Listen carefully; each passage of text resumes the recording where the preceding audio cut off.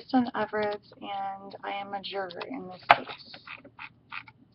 In reviewing the testimony from the defendant in question, Ms. Ashley Fuller, it has been noted that Ms. Fuller seems to strongly feel that her privacy was violated.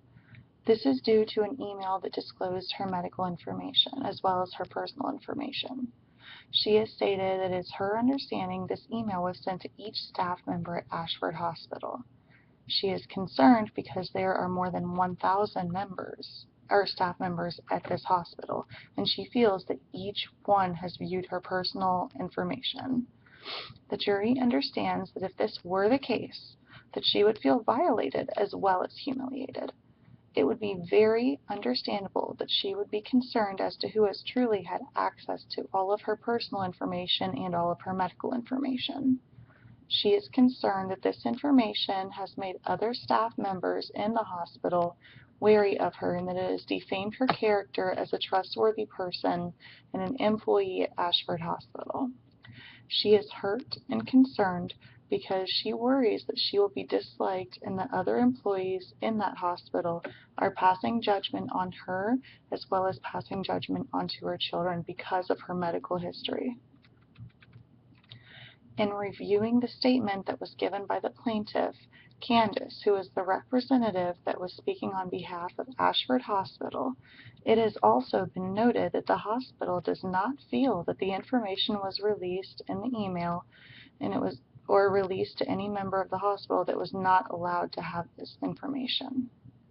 Ms. Fuller's name was on the list. This list was formulated to give the employees in the OR the information that they needed to proceed with their daily activities. The representative at Ashford Hospital has expressed that the information in this email was only distributed and also only viewed by employees that were permitted to and working in the OR. The hospital also feels that the reasoning for the distribution of her information to her supervisor was justified due to her condition where she is a recipient of FMLA leave. I, Kristen Everett, a member of the jury, will be ruling in favor of the plaintiff in this case. The reasoning behind this is that there is insufficient evidence to prove that this email was indeed released to a total of 1,000 employees at Ashford Hospital. The jury cannot make a decision to award compensation based on hearsay evidence. I have also taken into consideration that it is possible that the employee that Ms. Fuller claimed to have informed her of the supposed breach could have indeed been an employee in the OR.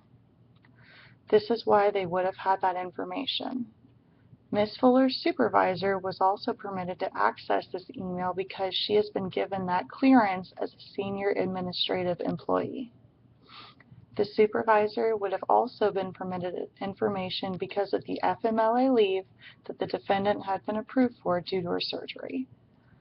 I also do have compassion for Ms. Fuller's feelings in regard to the supposed defamation of her character due to her medical history. However, it must be taken into account that the colleagues she is speaking of are employees in this OR.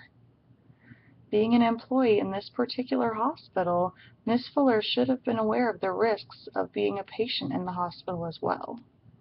If she felt threatened in the least by her own medical history or personal history, then it would have been her own responsibility to ensure that her medical care was performed in a different hospital or a different setting. That way, she could have ensured that none of her colleagues would have had access to any of her personal information, and that any information that was viewed or given to her supervisor would have been given by herself. Thank you for listening.